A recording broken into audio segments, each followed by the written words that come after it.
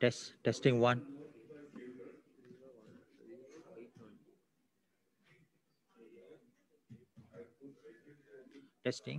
Testing one.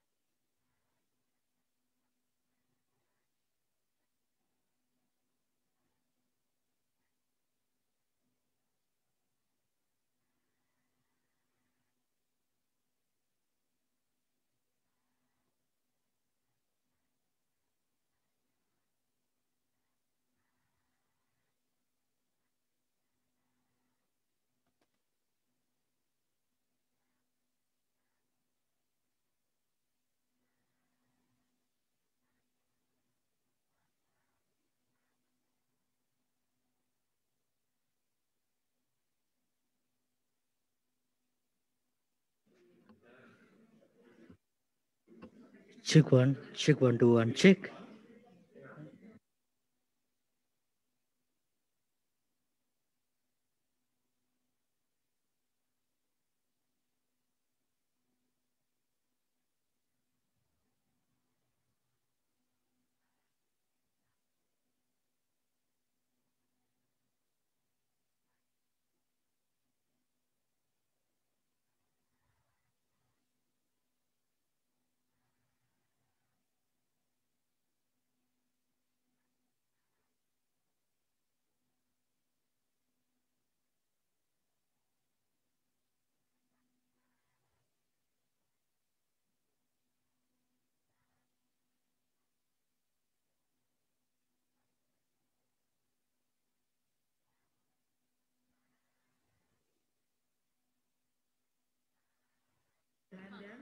Check one, two, one, check. Check one, two, one, check. Check one, two, three, one, check. Check one, two, one, check.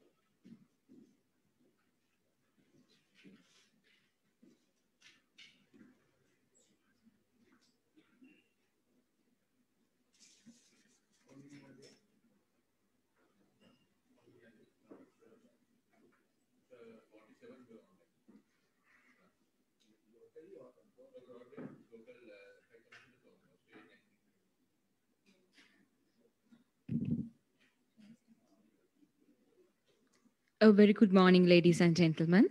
Today is a day that we all awaited, and it is indeed a great pleasure that you all are here with us at the panel discussion on Sri Lanka's Children as Instrument of War, organized by the Institute of National Security Studies, established under the Ministry of Defense.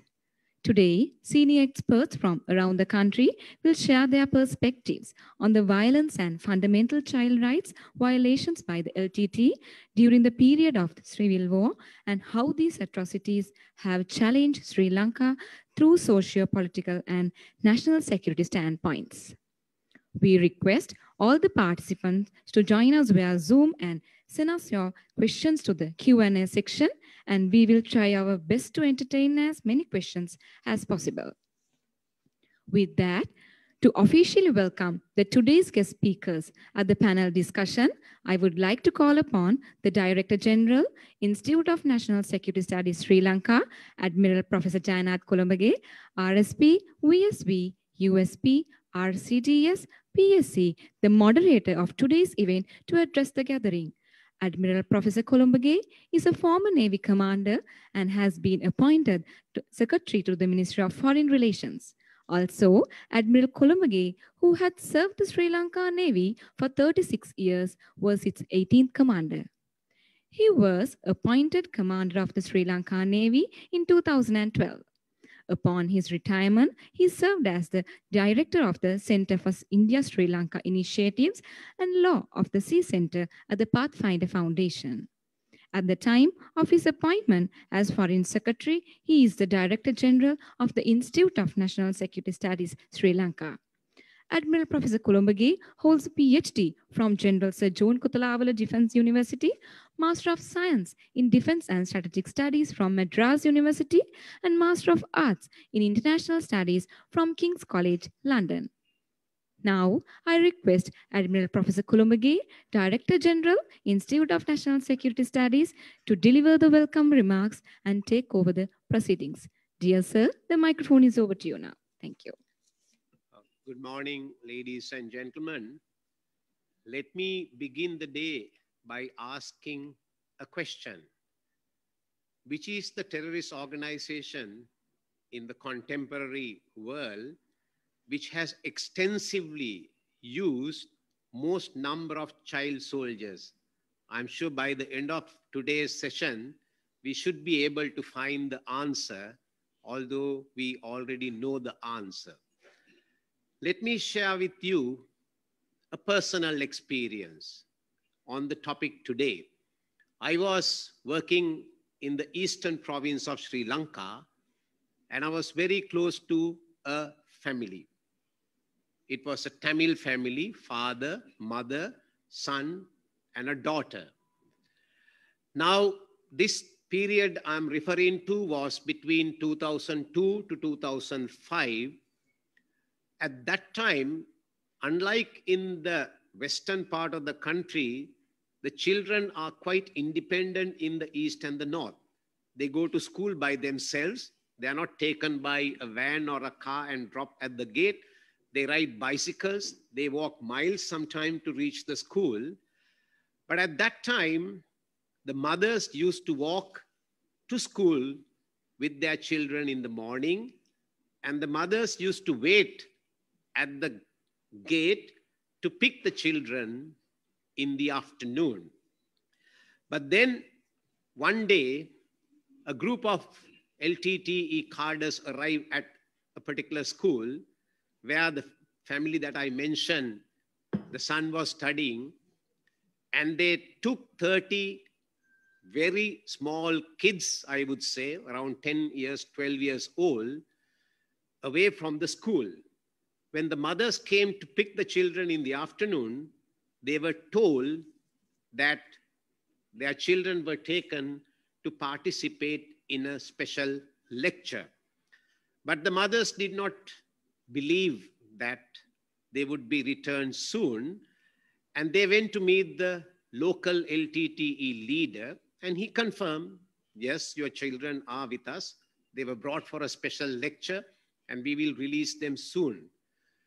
But the mothers did not still believe that, and they waited outside. And then in the evening, they were told, now you can go home. Today, we could not conduct the lecture. They will be returned tomorrow. But this particular son never returned home. And the mother fell very ill and died of a heart attack in few months' time. And the father, he was in a very difficult state. He has lost his son, he has lost his wife, and only the daughter remained. And he tried his level best to take care of the daughter.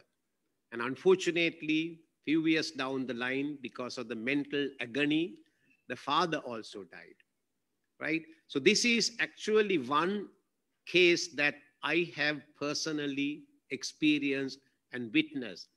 And the father told me the agony they had to undergo because their little kid, I use the word little kid because he would have been about 10 years old, was taken forcibly by the LTTE and never returned. So ladies and gentlemen, what do we see now? Fast track to 2021. Last month, we witnessed in many developed countries, many Western capitals, the LTTE is using children to glorify terrorism.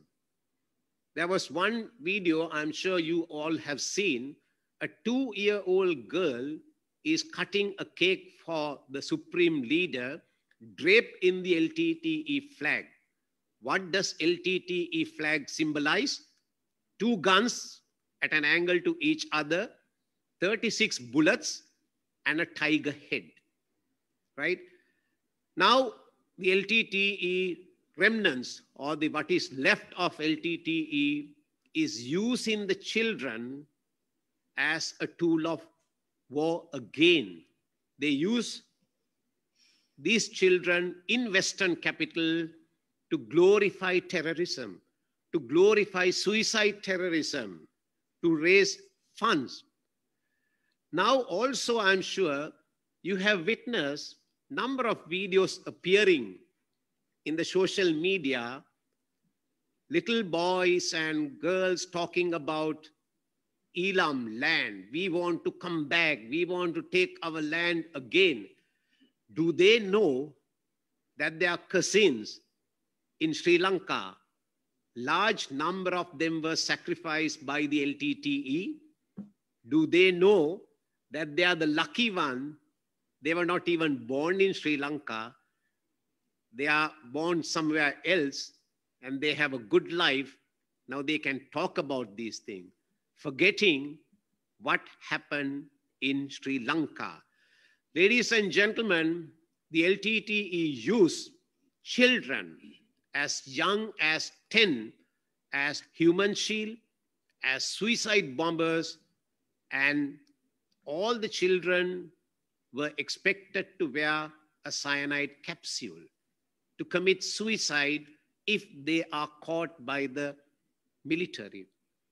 Now, the hypocrisy of this is, while nearly 7,500 children or more were subjected to this trauma, the daughter of the LTTE leader was sent to Ireland to study medicine. That's good, right? I mean, every parent would love to see their children getting educated. But then the LTTE, the Tamil children in Sri Lanka were taken to jungles in Vanni and the east. They were beaten, they were tortured, they were sexually abused, and they were sent to the frontline combat, right? Now we will hear about the legality of sending children to frontline combat without experience. Now you might see that the children they like sometimes, children at the age of 10, 12, they like guns and, their toy is a gun. But the LTTE exploited that. Sometimes children voluntarily went and joined the LTTE, sometimes forcibly taken. And even the orphanages where the Tamil children were kept were exploited by the LTTE to recruit cadres to them. And they call it the Leopard Brigade. Leopard Brigade. That was the name given to the LTTE. By about 2003, the world came to know about the child soldiering of the LTTE. The UNICEF, the Human Rights Watch, all protested vehemently. And the LTTE promised that they would release all the children, but they never kept that promise. Large number of Tamil children were sacrificed by the LTTE in the name of their battle. We all know that the children are susceptible because they are not matured enough. So they can be coerced, they can be used, they can be abused. And that is exactly what the LTTE did. They subjected the children to be killed, maimed, psychiatrically injured, and I think many of the children subjected to post-traumatic stress distress syndrome as well. We all know that children need food, nutrition, medicine, but all these were denied to the child soldiers of the LTTE. And basically, I would say the LTTE robbed the childhood from the Tamil children. Now, this is to say that there is a lot of blood in the hands of LTTE of the Tamil little girls and boys.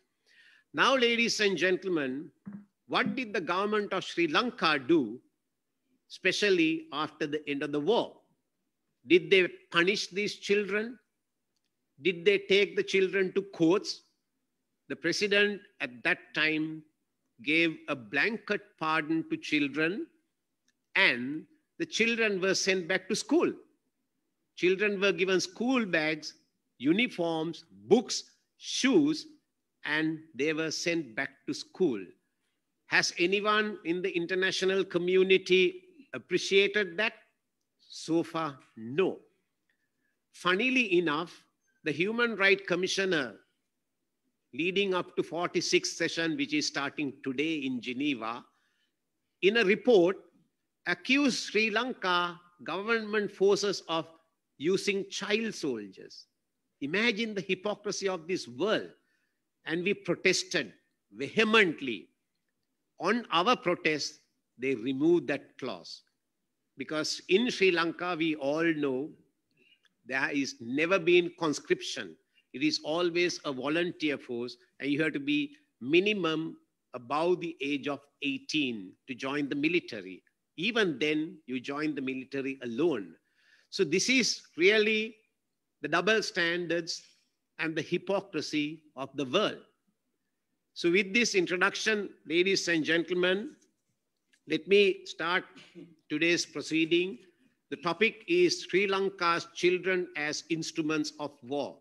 Although we deliberately selected the word Sri Lanka's children because all children are Sri Lanka's children, but actually it was the Tamil children.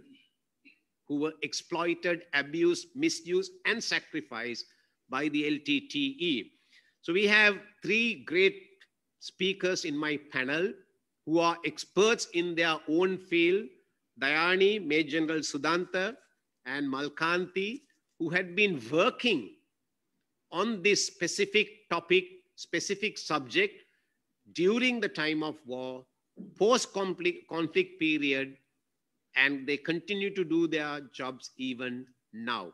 So let me first invite Dr. Dayani Panagoda, who is the Senior Technical Advisor, US AIDS Co project, to share your thoughts about the legal aspects, that both domestically and internationally, about the definition of the child, definition of child soldiering, what are the legal implications of any country or any organization engaged in combat. Over to you, Dayani. Thank you, Professor Columbage, and thank you for having me. Good morning to all of you. And I'm delighted to be here to share my thoughts, as this is something that was very close to my heart, and I was been working on this subject when I was attached to the Peace Secretariat as the Director of Policy, as well as thereafter.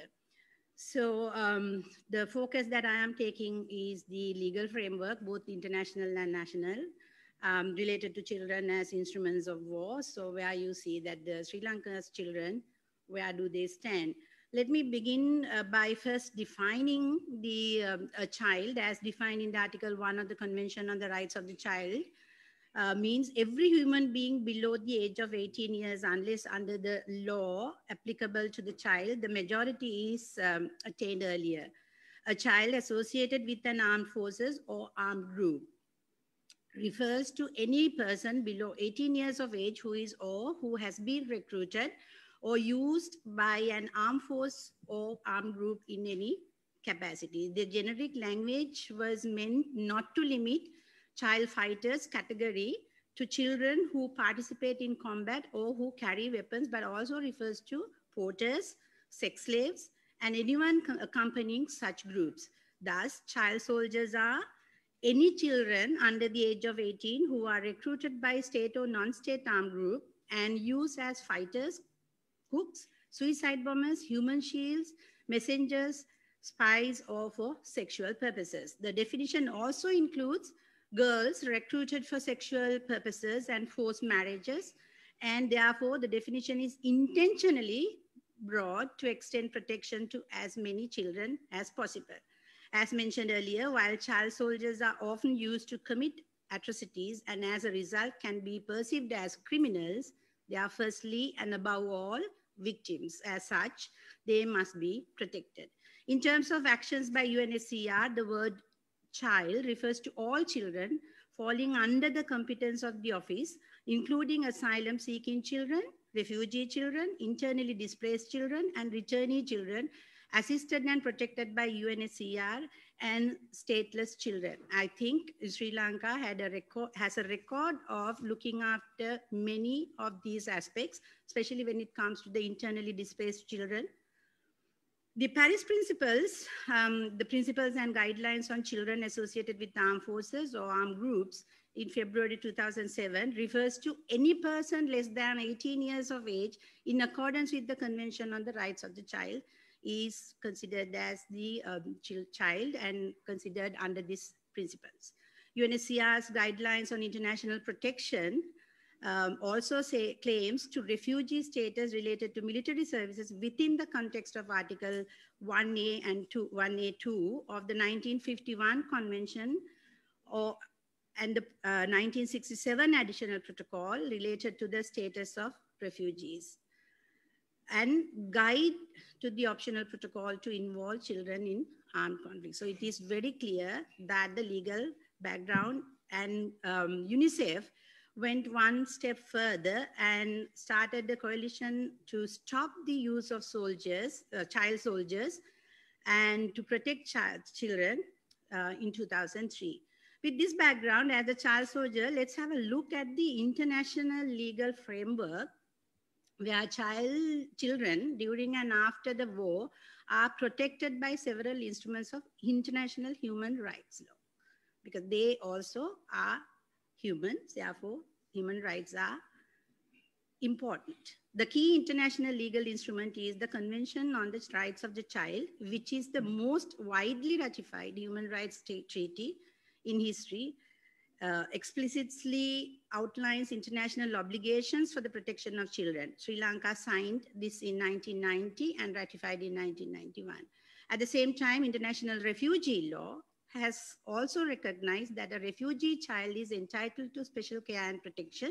In this regard, the international community has adopted the 1951 Refugee Convention, which has been ratified by 145 states and describes as the first genuine international agreement covering the most fundamental aspects of refugees' lives. It is further considered as the first international source for the regulation of the rights of refugees and therefore constitutes the cornerstone of the international refugee protection regime. Furthermore, international humanitarian law sets basic rules to protect children as they are the primary victims of armed conflicts, not only as civilians, but also as soldiers. Therefore, states have committed themselves to protect children as part of their general undertaking to protect human rights and humanitarian principles laid down in various other international instruments. When considering the legal framework, it is essential to flag a few central points on child recruitment. Although there is a growing consensus towards the prohibition of any form of military recruitment or use in hostilities of persons under the age of 18, children continue to be recruited by forces or armed rebel groups worldwide. The international community has condemned the use of child soldiers as the illegal and immoral persecution of children. As a result, several widely adopted international human rights instruments explicitly prohibit children's use in direct combat and or criminalize the forcible recruitment of child soldiers. And these are, as mentioned, let me reiterate again, 1977 Additional Protocol to the Geneva Convention, 1989 Convention on the Rights of the Child, Rome Statute of the International Criminal Court, Statute of the Special Court for Sierra Leone, which gives a good example as to how to deal with the child soldiers, the ILO Worst Forms of Child Labor Convention, and the Optional Protocol to the Convention on the Rights of the Child on the involvement of children in armed conflict. Let me take you through quickly the state's obligations toward child soldiers and prohibiting of child recruitment. International humanitarian law provides broad protection for children. In the event of armed conflict, either international or non-international, children benefit from civilians' general protection, not taking part in the hostilities.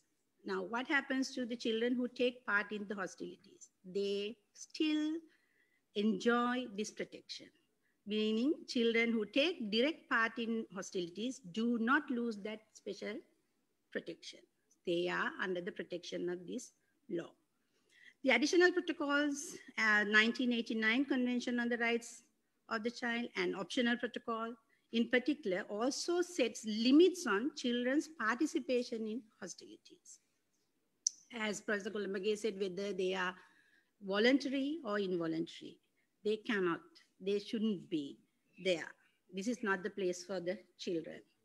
First attempts to prohibit the recruitment and use of child soldiers under international humanitarian law were undertaken to adopt the 1977 protocols additional to the 1949 Geneva Conventions, where Article 77.2 additional protocol require the parties to an international armed conflict to take all feasible measures so that children who have not attained the age of 18 years do not take a direct part in hostilities and in particular shall refrain from recruiting them into their armed forces.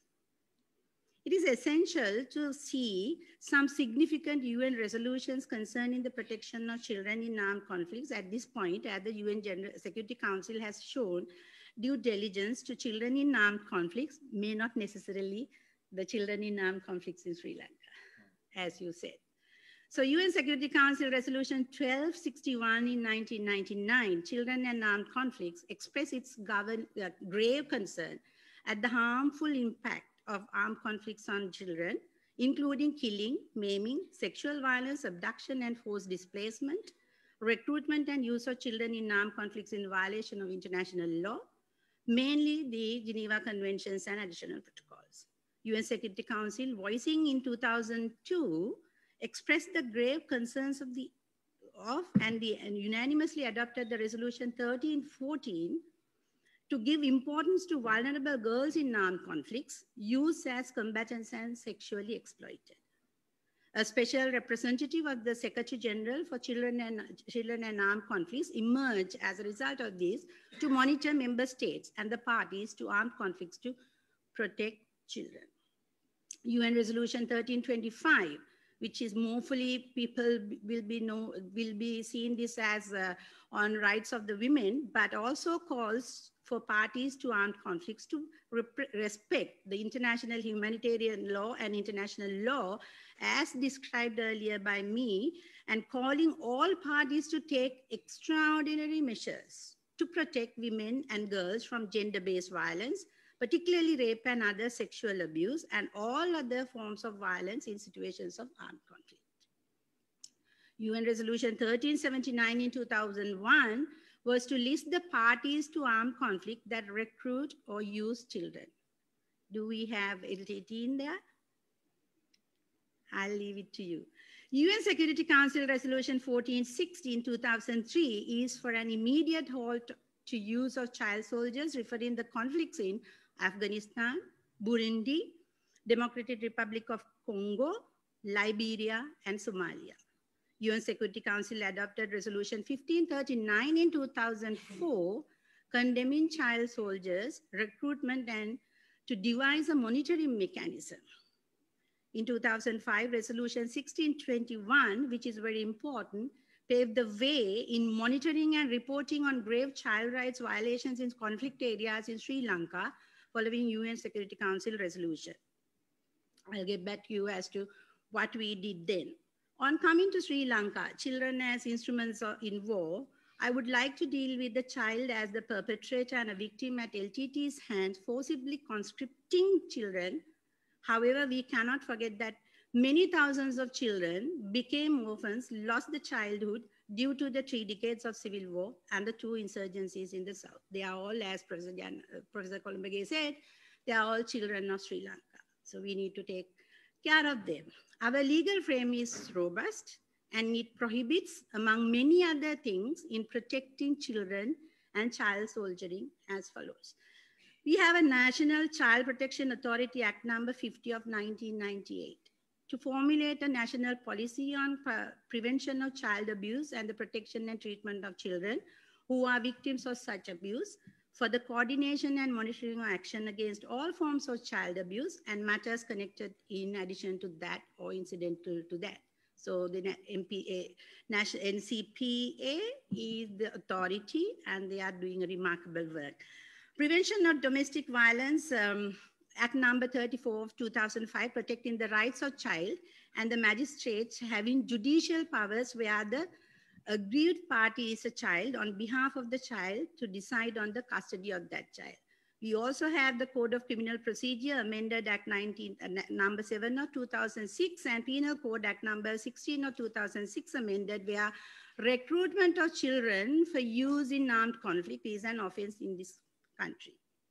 There are a few other policies and mechanisms that I would like to emphasize here, which is remarkable and which is something that we really did way before the end of the war.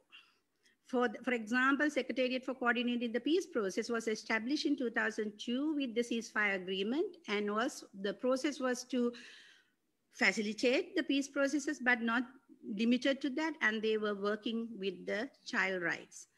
Task Force on Monitoring and Reposting to the UN Security Council Working Group on Children and Armed Conflicts, set up under the Security Council Resolution 1612, which I referred to, in coordination with the Peace Secretariat, NCPA, Ministry of Foreign Affairs, National Youth Services Council, Ministry of Defense, documented the LTT child soldier recruitment, abductions, and other atrocities committed towards children and clearing the children of criminal acts.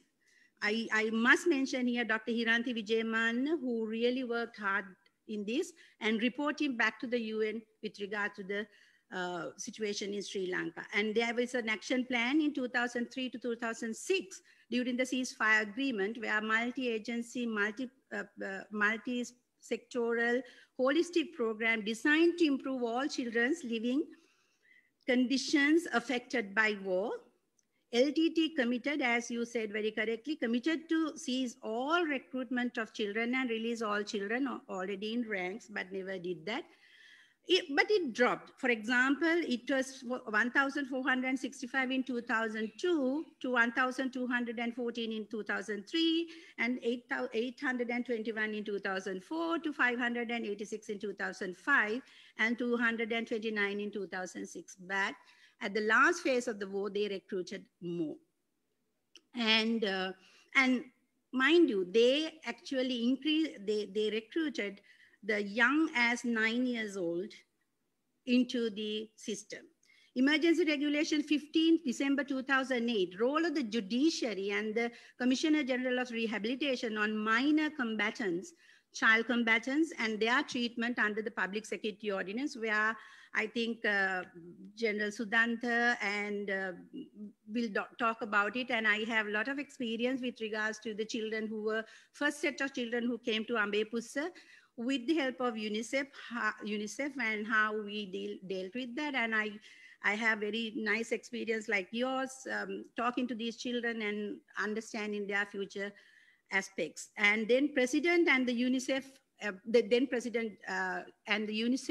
launch a campaign against child recruits to armed groups. And then National Strategy on TVET, that is technical and vocational training, education and training, provisions for vulnerable populations in Sri Lanka in 2009.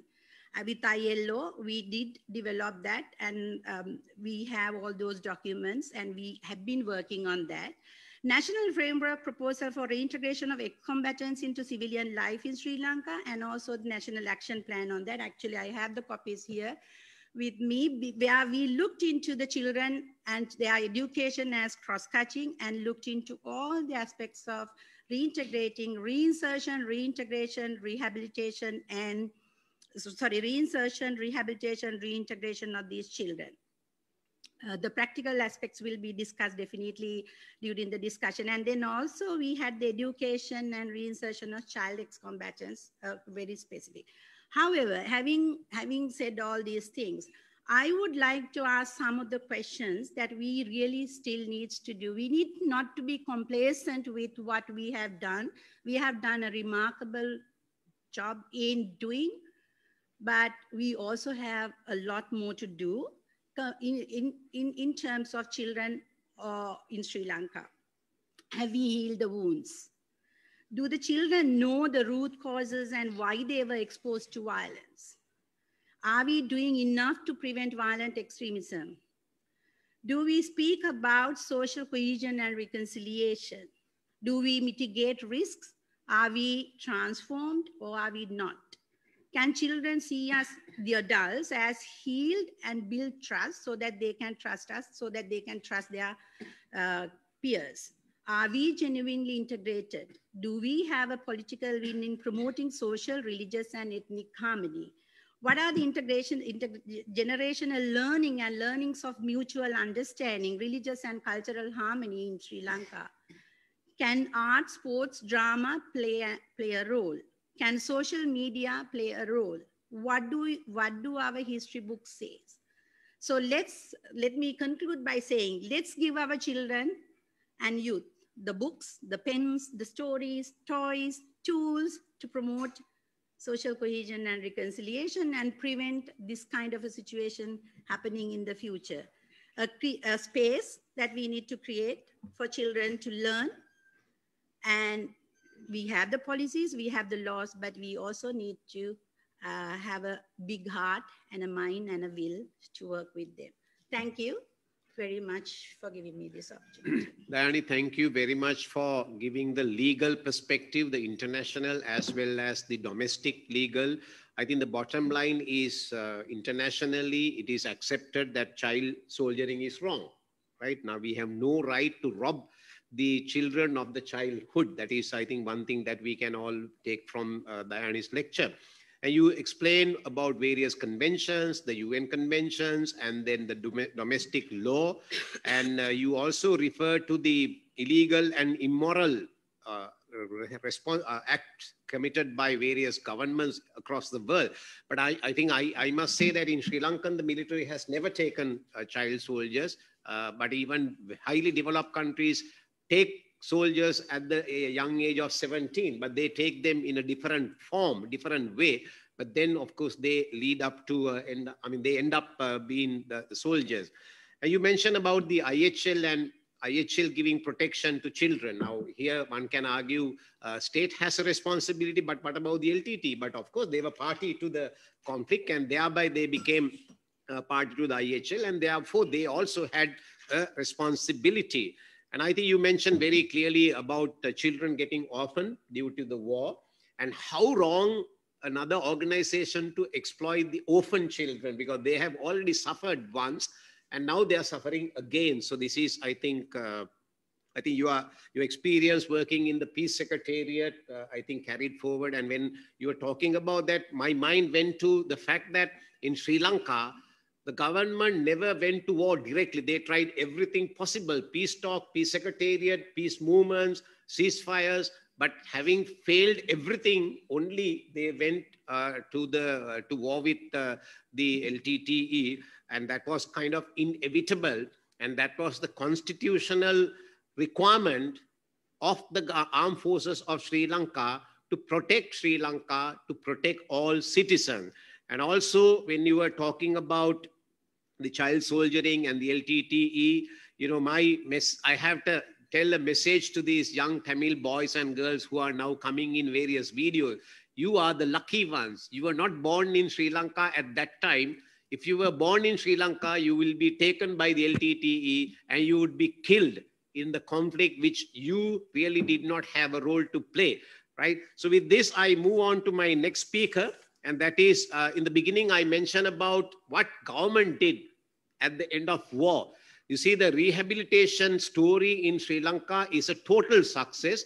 And why I would say that is nearly 12,500 ex-LTT combatants who were rehabilitated in Sri Lanka, they never returned back to war. And we are a country that was not caught up in the conflict trap. You know, the conflict trap says, after a prolonged conflict, after about 5-6 years, the conflict would return. But no, not in Sri Lanka.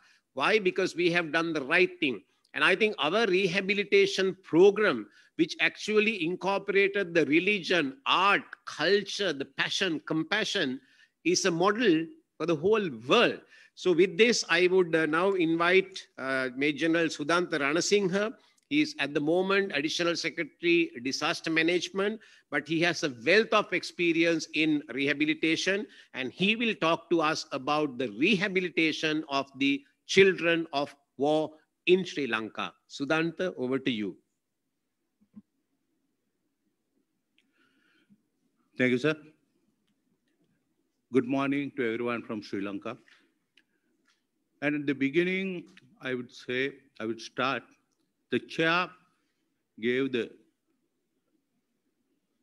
little touch, his chair that touched upon the certain atrocities and how LTT has done the atrocities towards children and the Tamil community in North. And he gave his personal experiences as well. And then the second speaker, Dr. Dayani, gave the legal aspects of it. And I'm sure during the question and answers and the discussion, I too can contribute quite a large number of personal experiences living with this 12,000 for almost 2 years. And though we talk about 594 children, It's not 594 really. There have been quite large number who lost their youth, childhood, and their rights as children during this long process of atrocities committed by the LTTE. Now, I'll be covering the post-war scenario and what the government of Sri Lanka, together with security forces, carried out to give life back to these unfortunate youth and the children. Now, this post-war rehabilitation process, what I'm trying to tell, may be sour to quite large number of people, but I'll be talking real truth and facts, and this facts and truth may be sour for some people, but facts and truth, it's stubborn. So let me start with this rehabilitation process, what government of Sri Lanka did.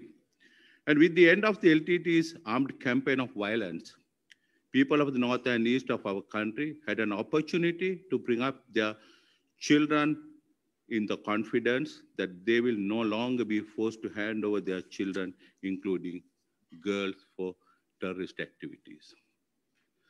They could thus bring up their children in a secure environment, enjoying rights and freedom that were the hallmarks of Sri Lankan society before the advent of the LTTE terrorism. As in all situations of armed conflicts, in Sri Lanka too, it was the women and children who suffered the most. The massive humanitarian rescue operation that was conducted during the final stage of the conflict was focused on ensuring the safety and security of civilians and on evacuating them from the clutches of terrorists. Winning the hearts and minds of people at a height of war was the greatest challenge any army can ever encounter, which security forces of Sri Lanka accomplished very successfully. The humanitarian operation, which rescued the people of North from the clutches of LTTE, continued on the same stand on post-war scenario for IDP handling, as well as rehabilitation of ex-combatants, resettlement, and reintegration. National effort declared by the government of Sri Lanka provided all possible services to IDPs and especially to ex-combatants with a second chance to start life. The state assumed the responsibility of caring for approximately 300,000 displaced persons, including approximately 12,500 ex-combatants who were protected as beneficiaries with the assistance of relevant UN agencies. Sri Lanka successfully implemented a comprehensive rehabilitation process to reintegrate disarmed, misguided youth and children as productive and respected members of society.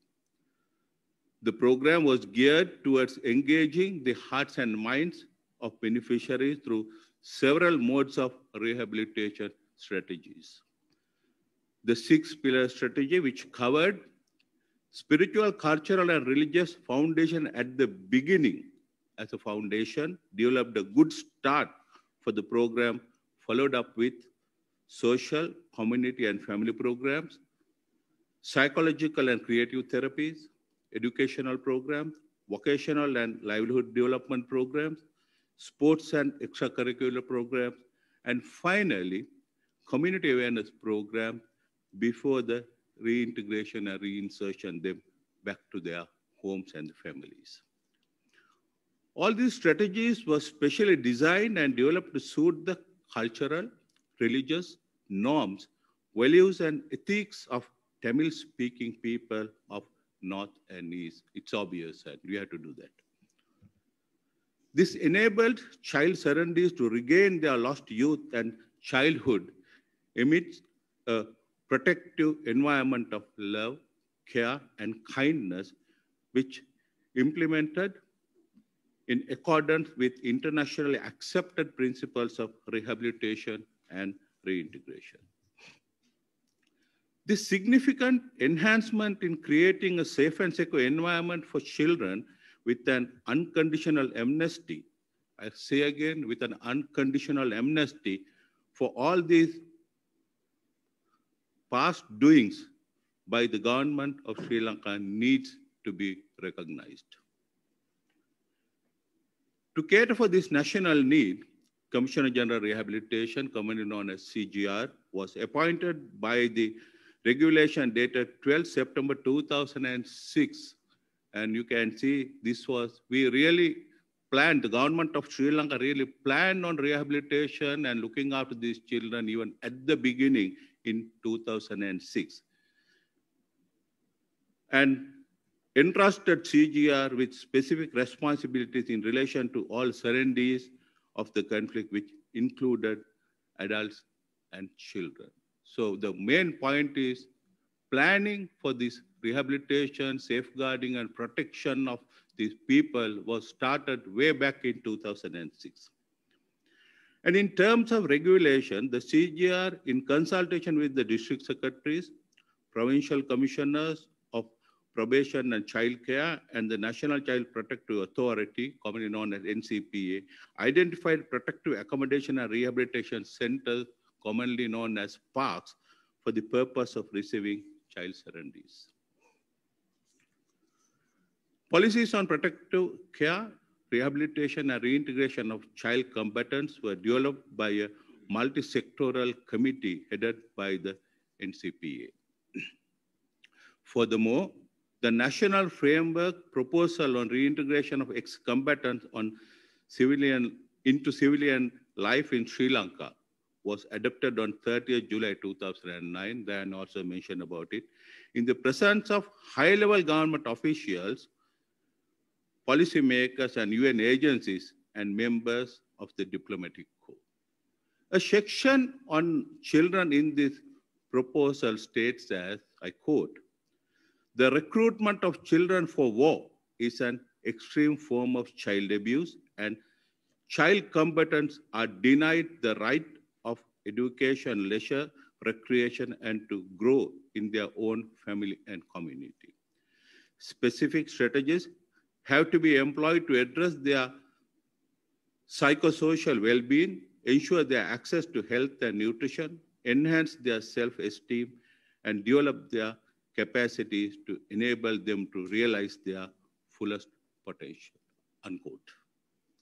So, with the 12,500 ex-combatants, 594 minors surrendered or taken into care after the humanitarian operation in 2009, and all of them were rehabilitated under the Bureau of Commissioner General Rehabilitation.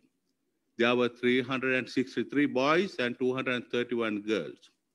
Arrangements were made to provide all necessities for these misguided minors to improve their school education and vocational training.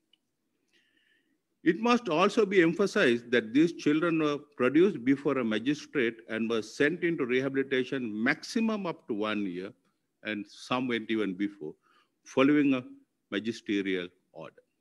It is important to note that these children were treated as victims and not as suspects during the rehabilitation process for their involvement in terrorist activities.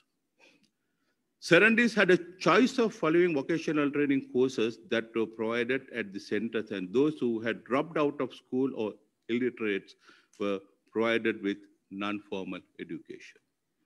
Religious and cultural activities in keeping with their own socio-ethnic background took place, and surrendees were allowed access to their families for important family occasions during their period of stay at the center. They were given leave to go home and come back, and everybody came back in time.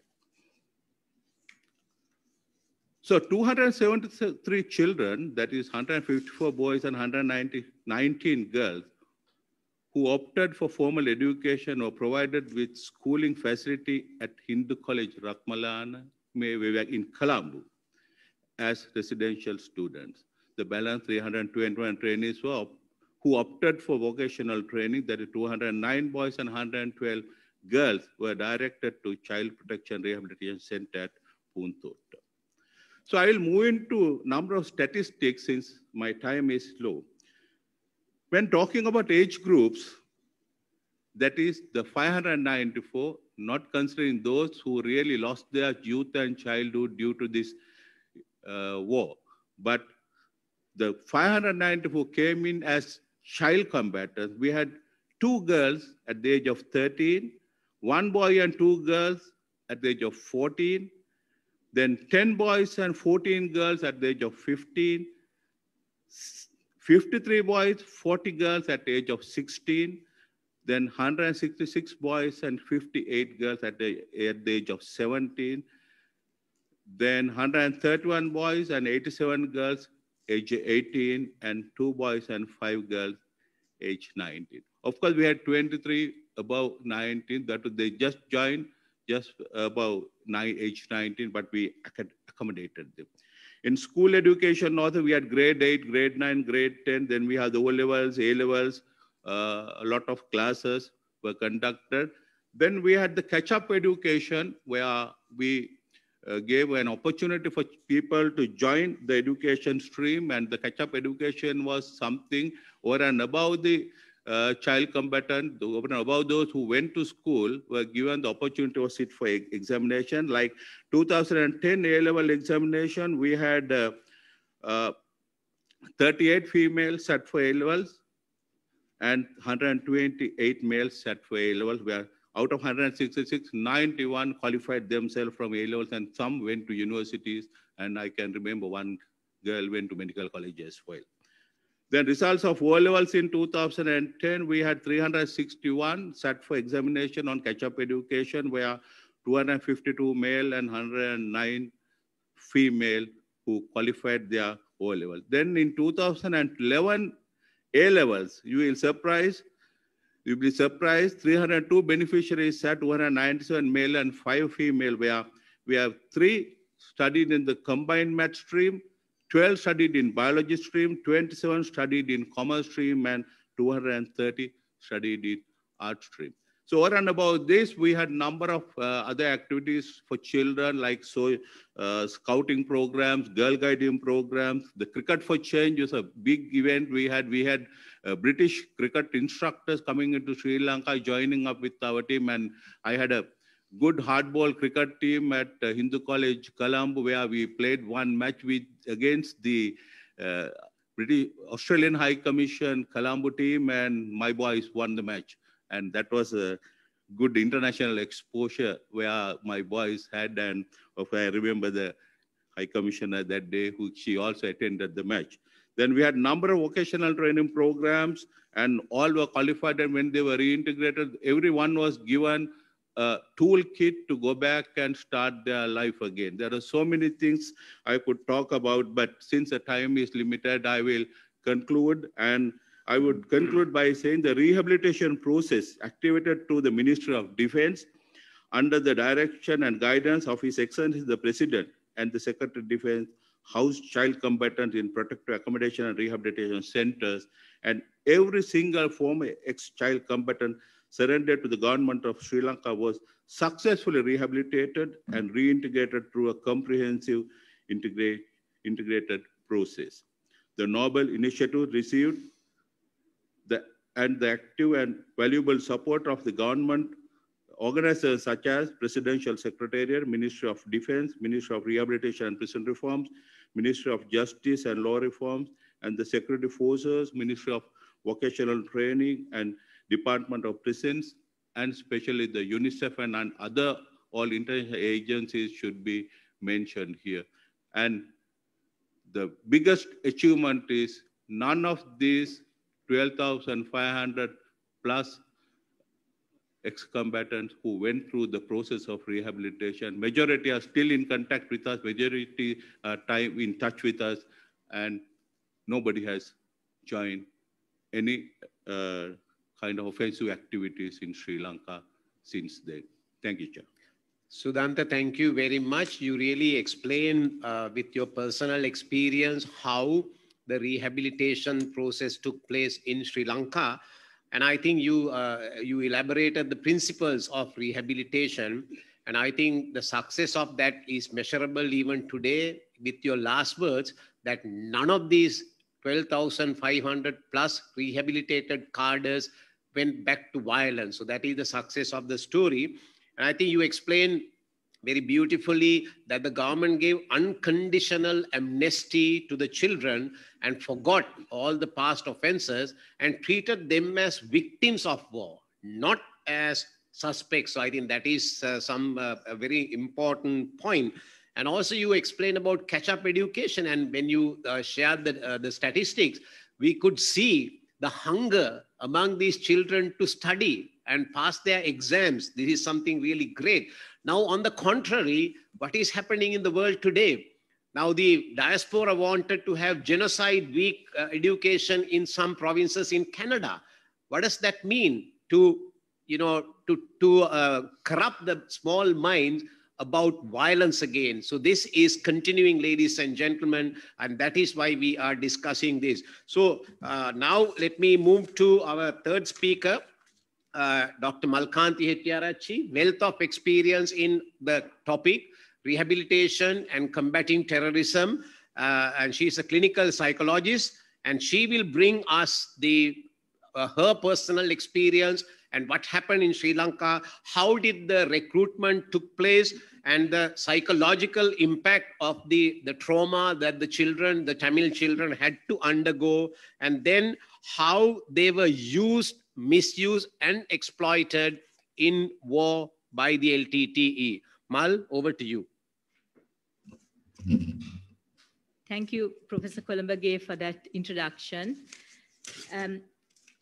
I'd like to start off by saying that my first contact with children, the 594 children, was in Ambepussa in 2009, June of 2009. And the majority of the children that I managed to speak with, the statements that they made was, we want to study. Please help us to study. And the entire Ambepussa Center was geared towards educational and vocational training. It was a training center to build resilience, to help children to process whatever trauma that they had gone through. And for me as a civilian coming from outside into that center, what I saw was the cadet corps that was in charge of the children were helping the children to process their memories, to adjust and to come to terms with the fact that they had been with a terrorist organization and that they had come out and they had a future. A lot of effort was put in to tell the children, you did what you did at the time because you didn't know whether it was right or wrong. So children were helped to morally and emotionally adjust to their predicament. What I saw was a gold chain around the neck of these children. There was no more a cyanide capsule. These little girls and the boys were used to carrying a cyanide capsule. And in their nails, one of the other doctors who went with me at the time said, did you see, they don't have gunpowder in their nails anymore. Instead, they had nail color. So it was a huge transformation for these children. The human rights aspect, the laws to protect the child said children has to have the right to life. And here for the first time, these children were given a future and the right to live as children. They had the right to education because as General Sudhanta said, the program had an educational component. They had the right to learn vocations, a vocational training. They had the freedom to practice their religion, to engage in social and cultural events. They had the freedom for their parents to come and meet them whenever they wanted. I was there when some of the parents came and put little gold chains around the necks of those children. Could they do that during the time of the LTT? Could they put a chain around the neck of a child? No, they couldn't. So if we speak about child rights, we need to know very clearly that the children's right to freedom, their right to think, their right to be, to their right to dress, and for their education, health, all that was manipulated when they were part of the LTT. But did they know it was being manipulated? I don't think they knew it was being manipulated, because that is how it was presented. The narrative was presented in that way. When the children came into rehab, they had dignity. They engaged in the educational program when children were assessed as wanting education, and they were assessed for the vocational training program. They were given a choice, and they were assessed, and they were placed in those centers. I remember that when it was time, when the 12-month mandated period of rehab was over, I remember that the parents came and spoke to the Commissioner General, and said, can my child remain within this program? But it was not possible, because the Gazette notification was for 12 months. But did the Bureau for the Commissioner General for Rehab say, this is the rule, we can't do anything about it? No, they didn't. They spoke to school principals, they spoke to other agencies, and they made sure those children's education will continue. So if we look at why we had the 6-pronged model, why did we have education? Because education was denied by the LTT, by the terrorist group. The education they got was to learn to kill and to hate. Their vocational training was manipulated. The only vocation that they knew was to carry a weapon or to attack somebody, even to attack their own, because in the process of indoctrination, the LTT made children attack their own to desensitize them. So psychological rehab was there, because psychologically these children were manipulated. We had cultural, social, and family rehab. Children were again able to engage in all the cultural programs that this country has. This country is multi-ethnic and multi-religious. All that was brought back. LTT promoted a mono-ethnic, mono-religious, monocultural pathway. But Sri Lanka's nature is not that. It is multicultural, multi-religious, and multi-ethnic. So we have to live in harmony. That component was provided. Again, the spiritual aspect, the spiritual rehab involved that the children could practice their faith within these centers. So if a lot of cultural and psychosocial and creative therapies were used, because if you take the Tamil culture, it has music, it has dance, it has puppetry, it has villupattu, it has comedy. All this was brought back. Were these provided for the children during the time of the LTT? No agency talks about this. When they talk about violations in Sri Lanka, what are the violations that they are talking about, and what are the violations that they are blind to, that they are consciously avoiding? Now, when I come back to that, today when you look at what is happening overseas, and with all these agencies and in different countries, today so many countries, their soil is being used to radicalize young people. It is no more a terrorist group with grenades and machine guns and arms that are radicalizing these young children. Who is radicalizing? Are the child protection laws within these countries suitable to protect the child from their own families that take these children for these protests? We have seen images in the last couple of days, as Professor Columbage said, of a child cutting a cake. Does that 3-year-old child know that that child is cutting a cake related to a terrorist leader responsible for the genocide of so many children, genocide of their own ethnic community? That child doesn't know. Who is there to safeguard that child? The parents. Are the parents safeguarding the child? No, the parents are also being radicalized. So they are using the children. If I look in the last couple of days, within most of the European countries, children are making statements, shouting slogans. Do they know what they are talking about? They are disseminating posters, leaflets, and banners. They are being used by adults to do this. They are wearing insignia. Now, would these countries tolerate if these children wore IS insignia and walked around, carried IS banners and flags and posters? They would not. So why would there be a double standard? Adults use children to distract, because if they go and paste posters, they are likely to get arrested. So what do?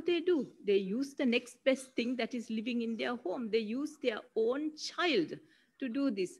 What are the laws that are there to safeguard this child when the parents are using these children? Why do terrorist groups and radicalized communities use children? They use children to gain sympathy, because it is stunning, it is shocking, it is awe-inspiring to have a little child put before a camera to make statements about wanting a separate state or wanting religious freedom. And this is done by IS, this is done by Al-Qaeda, this is done by the LTT, those who are promoting separatism. Also, children are used psychologically to break the psychosocial barriers, because when a child speaks, people listen, because it is a child that is speaking. And there is a gradual attempt to normalize the use of violence so that individuals in the community can morally disengage from the need to use violence. Also to gather attention. So children are used by individuals in the community, not only by terrorist groups. And I believe that the child protection laws within the UN, within any nation, needs to extend its full application of the law, whether it is a terrorist group, whether it is a school that is helping this to happen, or in the home front. Because even a parent has no right to abuse a child. So what are children mainly used for? They are used as messengers, as spies, to carry material, as suicide bombers, as fighters, recruiters, to gather food, and for sexual gratification, and to do domestic activity. Now, currently, when we see all these children being used and being radicalized, do these parents know that when they are promoting this outside Sri Lanka, and if a conflict again starts here, that this is the predicament of the children? These children are used for spying, for sexual gratification, and to work like domestics within these organizations. So the impact for the child is horrendous, because the children go through multiple losses. They go through displacement. They go through series of negative life events. As children, they see what only adults should see. They see death, they see destruction. They lack education. Now a child has the right to education. They lack facilities. These children have the right to have a good standard of living. Gradual adjustment of community values is something that we see happening, because children are desensitized to violence, the community is desensitized to violence, and we see this happening before our eyes in the 21st century. On one side, there is fighting against the IS, use of children, use of women, and on the other side, it is not possible for any of these countries or agencies to allow the use of children by family members and by the community. Because finally, the terrorist group becomes a pseudo family for this individual. Youth radicalization basically lays the foundation for future conflict. So if any country overseas is allowing their soil to be used by individuals promoting a terrorist organization by referring to as a freedom fighters, that has to stop. Because if they look at This particular book, written by Thomas Corrupt Samuel, he speaks about the youth radicalization. And this is not referring to Sri Lanka. It is happening globally. If we look at the radicalization of children, this book refers to the LTT children being radicalized in Europe. And we have the exit book, Way Out. This refers to youth being radicalized on the neo-Nazi, the extreme right wing.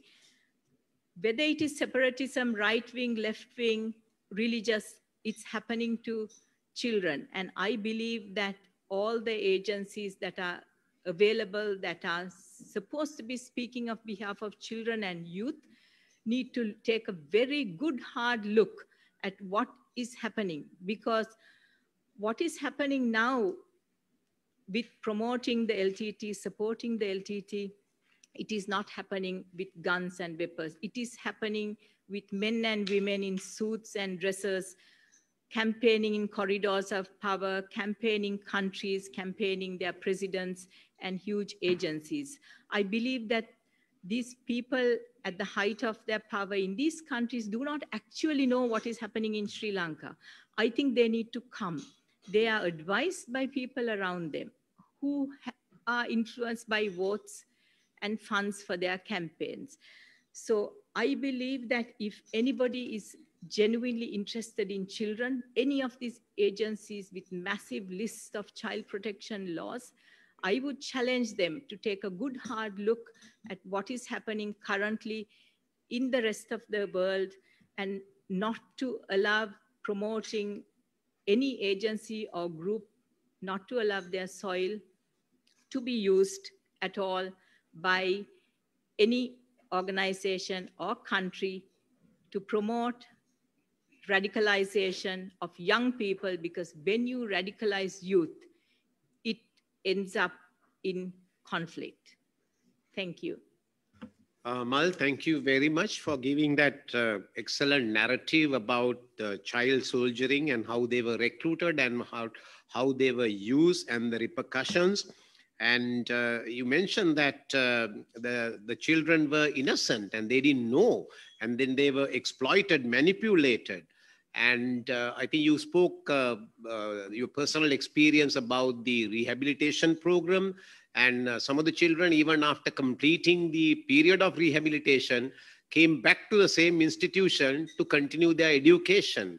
And they were given hostel facilities, everything free to continue their education. So this is how Sri Lankan government handled the child soldiers of the LTTE. Now, you also, I think you brought, instead of a cyanide capsule, the children were now having a gold chain. Instead of gunpowder, they were having nail polish. So this is the reality that you have personally experienced. But you see, I think the final point that you brought out, that is the child protection laws, even the parents don't have a right to abuse children. And what we saw during the last month or so in the Western capitals is the children were heavily abused to propagate terrorism, propagate child soldiering, to promote suicide terrorism, glorify terrorism, I would say. And that is wrong. Glorifying terrorism by the use of children is wrong. And of course, I think we can expect a video to come today, probably. It is actually a video which we have not seen so far. And it really shows the real, not completely undoctored video about the LTT child soldiers, which none of us have seen before. It is supposed to come out today. And so that will really shed light on the LTTE atrocities. Now, I think you brought out a point that it was the LTTE who was responsible for genocide of their own community.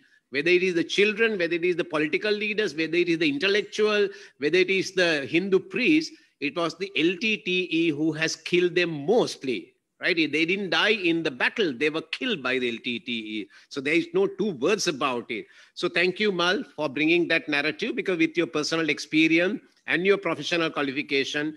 You really did justice to your topic and really appreciate it. Because we are running out of time, because now we have come to 11:20 and we have to stop by 11:30. But there are many questions, but I think we will not have time to answer all these questions. But I would request the panel, if you want to add anything as your final thoughts. I would not repeat the questions because I don't have time. Dayani, if you want to have a final word. Yeah, what I would like to say is that as we all discussed that where this kind of propagation is happening in the Western world, all these countries have ratified all these conventions and laws. So they need to look into those things and ask the question, as I asked before, are they doing the right thing to the children? As Mal said, these children, we are exposing them to violence, which we shouldn't be doing that. And this is where that I have a point that laws are there. Even the laws does not make sense if the leader in that country is not really taking that into account and find solutions to that. So this is very important. This is where that we took that stand in 2006 onwards as to especially looking into the children affected by war, by providing them all aspects of life and to make sure that they become good citizens. I think this is what the lesson that we learned, and this is what the other people also should respect and also go by the laws and see what is happening in their own backyards. Thank you, Dayani. Basically, glorifying terrorism and the use of children to glorify terrorism in any civilized society, so-called highly developed countries, they turn a blind eye. And when it is convenient to them, they just don't look at it. I think that's wrong. These are children. These are children of, the citizens are of that particular country now. Maybe they have their origin somewhere else. So this is the future. If you incite violence among the little kids, one day they might be violent. So this is, I think, something consciously these so-called highly developed countries should avoid. In order to get some votes, in order to get some funding, they just allow this to happen. Now, Sudanta, would you like to have a final say on this? Yes, sir. In simple, nobody can take back what as a country Sri Lanka had done for these children. Those helpless parents will always talk about what we did and how we gave life back to them. Those children will always be grateful for us. And though we talk of 594, it's not 594, it's thousands, because number was taken as they entered the process, but there have been thousands who lost their childhood, who lost the rights of children, who lost the right to education and all that along the years, and who joined us maybe after 19 plus during the rehabilitation process. The fact is, we have done a lot and we gave them life back. The government gave an amnesty for them, unconditional amnesty to everybody. So it should be respected, it should be accepted whether you like it or not. Those are facts. Thank you. Thank you, Sudanta. You really brought out the rehabilitation process. And actually, while you were talking, there was a question flash on the screen. It is interesting to find out what these children who were rehabilitated after 2009 are doing now in 2021. So that will be a very interesting study, maybe Mal. Food for thought, because with your experience in that process, how are they living now? You see, we have given them life back to them. That's the most important thing. So Mal, over to you. I have to say that the president at the time in 2009 asked the Bureau to bring these children back to mainstream society. And how do you do it? You treat them as your own children. How would you treat if your child is misguided, how would you bring your child back? So that was the ethos of rehab. And that is how we managed to bring back the children back into mainstream society. I have been involved with the assessment of the children, their radicalization levels, their psychosocial functioning. And this assessment we carried out from 2009 right through until 2017. And during this period of time, I had the privilege of meeting the children whom I saw in Ambepussa. I saw them again back in the community. I was stunned to see how beautifully they had grown up in spite of the LTT. In spite of the LTT, had the government not mandated the rehab to happen, I cannot imagine where these children would have been. But to see them in government administration, some of them are working as the GS in divisions, others are working in the district secretariats. So I have had the honor of seeing this. And I want to say that I'm proud of each and every child that went through this rehab program and have turned their life around. And my message to the youth out there who is currently being radicalized is that you do not know, like Admiral Kolumbakke said, you do not know what it is like to live and to go through this.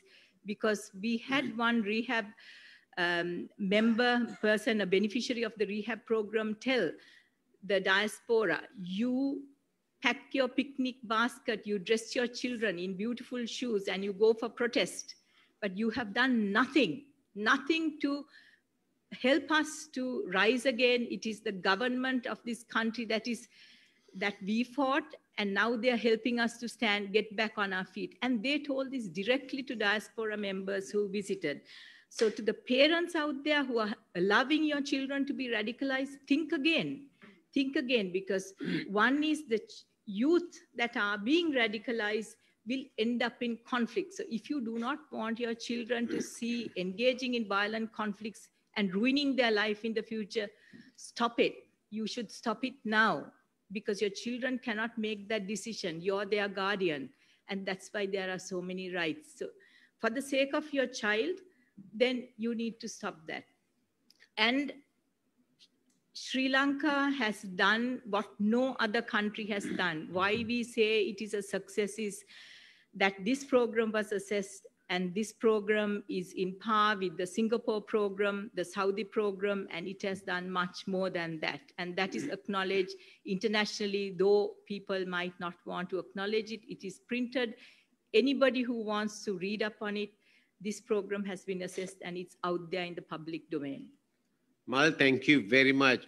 Well, ladies and gentlemen, I'm sure you see a lot of flowers on our table today. And I'm a father, I'm a grandfather. To me, children are like flowers. They are very innocent. No one has the right to rob the children of their childhood. No one has the right to exploit children for their personal gains. Let them have their childhood.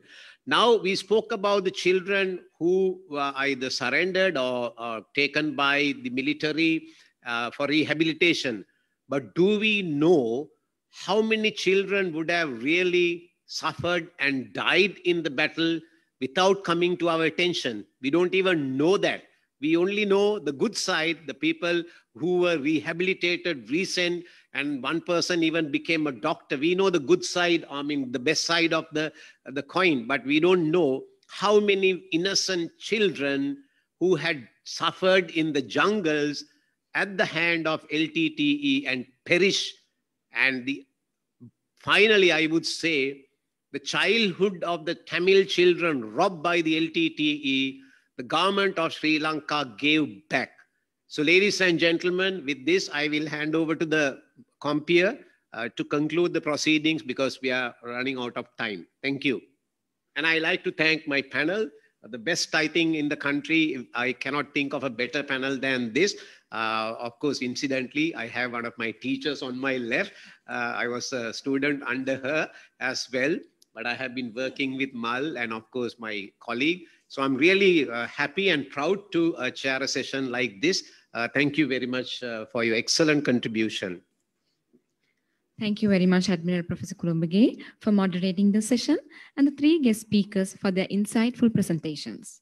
With that, we conclude the panel discussion on Sri Lanka's children as instruments of war.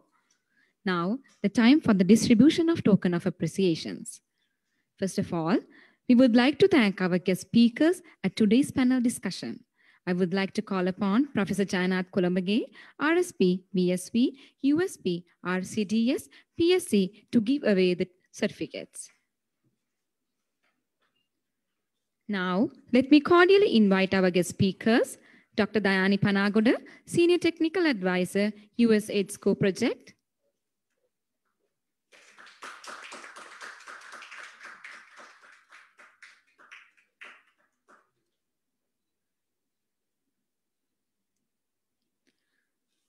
Then, Dr. Malkanthi Hettiarachchi, Clinical Psychologist.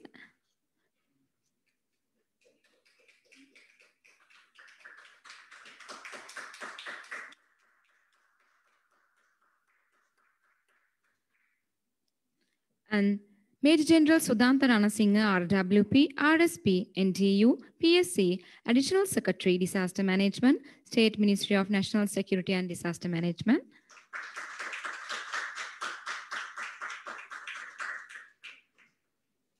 And also, we would like to thank our moderator, the Director General of Institute of National Security Studies, for adding value to this panel discussion and supporting the organizing committee with his expertise. Thank you, ladies and gentlemen. Now, to deliver the vote of thanks, I would like to invite Ms. Lugadarani Yogaraja.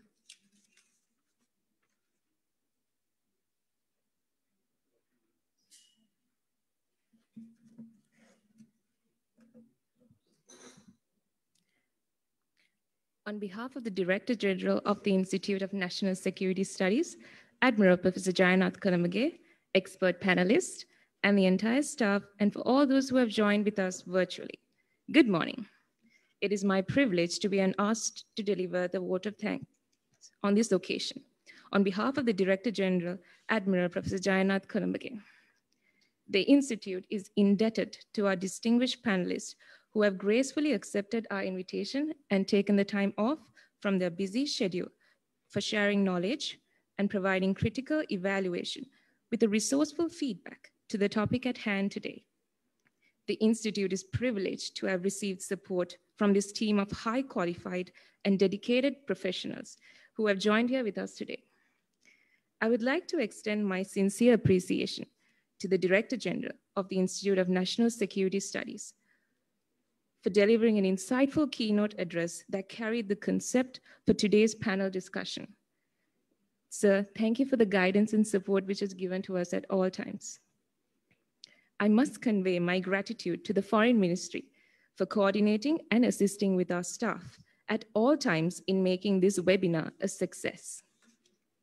Thanks to the advancement of technology, today's webinar was conducted amidst the COVID-19 pandemic successfully by MAC Holdings for providing this virtual platform free of charge and assisting to all the details as always.